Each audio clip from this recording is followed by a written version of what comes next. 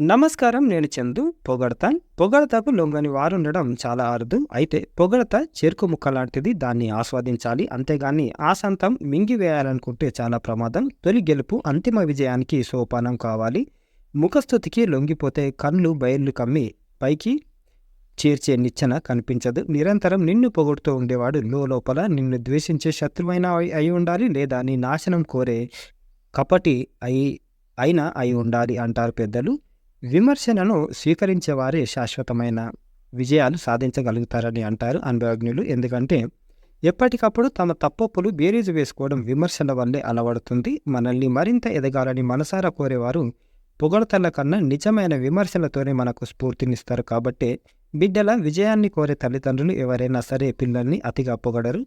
పొగడతలు మనం ఇతరులతో వెర్రిగా పోటీపడడానికి మాత్రమే ప్రోత్సహిస్తాయి. ఇలాంటి పొగడతల వల్ల ఎదుటివాడి బలాన్ని మనం గుర్తించలేం. అదే సద్విమర్శలు మనతో మనమే పోటీ పడేలా చేస్తాయి. దీంతో ఎదగడం సులువవుతుంది. స్వతంత్ర నిర్ణయాలు తీసుకునేందుకు వివేకం లభిస్తుంది. అప్పుడు మనల్ని పొగిడే వారిని ఇష్టపడకపోవడమే కాక మనల్ని ఇష్టపడని వారిని సైతం ప్రశంసించగలుగుతాం. వాస్తవానికి పొగడత వల్ల దురభిమానం పెరిగి వినమ్రత తగ్గే ప్రమాదం ఉంది. ప్రమాదం ఎందుకు అవుతుంది అనంటే పొగడతల్లో మునిగిపోయి మన బలహీనతల్ని మనం గమనించడమే మర్చిపోతాము.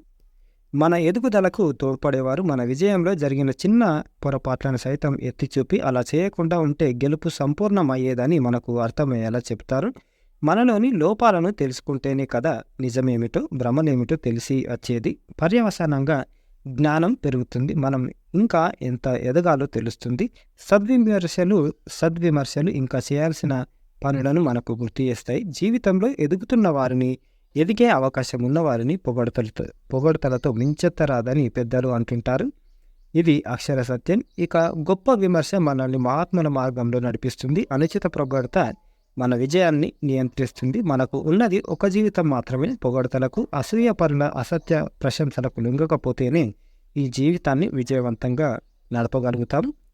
సాధించిన వారిని అభినందించడానికి అనుచిత పొగడతలకు చాలా తేడా ఉంటుంది. అభినందన మెరుగుపరచుకోవడానికి తోడ్పడుతుంది. ముఖస్థుతి అభివృద్ధికి అడ్డంకి అవుతుంది. కుటిలురు మూర్ఖుల్ని పొగుడుతుంటారు. మూర్ఖులు ఆత్మస్థుతి పరనిందలో మునిగి ఉంటారు. అనుచిత పొగడత సాలెగొడు లాంటిది. దానికి లొంగిపోతే వెలుపలికి రావడం చాలా కష్టం. పొగడతలు వింటూ వినాశనానికి దారులు వేసుకుంటూ సాగితే విమర్శల్ని స్వీకరించి బాగుపడే అవకాశాలు కోల్పోతాం. వివేకవంతులు ఆత్మవిమర్శ పరుల అభినందనలతో నిత్య వికాసాన్ని పొందుతూ ఉంటారు. ఈ లోకంలో సద్విమర్శ చేస్తూ నిజాన్ని చెప్పడం కంటే కష్టమైన పని మరొకటి లేదు. కుటిలత్వంతో ముఖస్థుతి చేయడం కంటే సులువైంది మరొకటి లేదు అంటారు కౌటిల్యుడు. నిరంతరం పక్కనే ఉంటూ పొగిడేవాడు, ఆ పొగడతలను వినేవారు ఇద్దరిని ముఖస్థుతి నాశనం చేస్తుంది. ఇదన్నమాట ఈ రోజుకు సంబంధించిన ఆర్టికల్.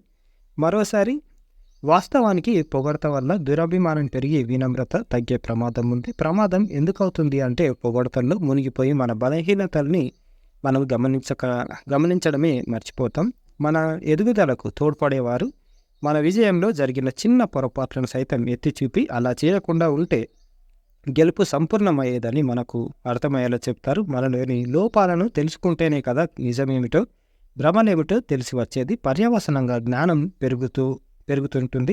పెరుగుతుంది. మనం ఇంకా ఎంత ఎదగాలో తెలుస్తుంది. ఇదన్నమాట ఈ రోజుకు సంబంధించిన ఆర్టికల్. లైక్ చేయండి, షేర్ చేయండి, సబ్స్క్రైబ్ చేయండి. Thank you. ధన్యవాదాలు.